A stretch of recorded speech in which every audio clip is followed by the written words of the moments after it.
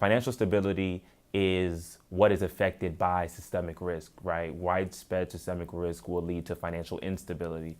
And so I was interested in trying to get ahead of the curve and learn about the policies and ways to implement policies in the event of systemic risk or a crisis that would affect financial stability.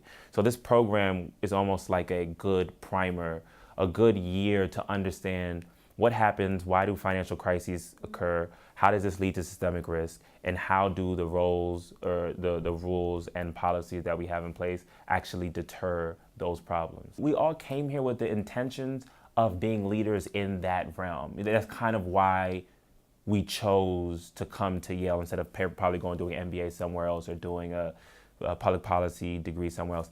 Yale is bringing the very hard skills of an MBA with this into this program, and the leadership and management styles of what you're going to need to do in times of a crisis and how you're going to have to quell these problems when they come about in the global sphere. This program allows you to have one-on-ones and understand financial crisis as it relates to different countries and how the United States policies affect other countries. What the faculty gives us and how good they are doing their job is priceless. Not only the knowledge set that they have or the subject matter expertise, but the way that they communicate what it is they know and how they help us understand the things that they know and get to, hopefully get to a like level, where they are in terms of how they understand these things. Professor Andrew Metrick's Global Financial Crisis class, you just don't really understand how many moving parts were in the lead up to the financial crisis, the actual financial crisis, and then the recovery.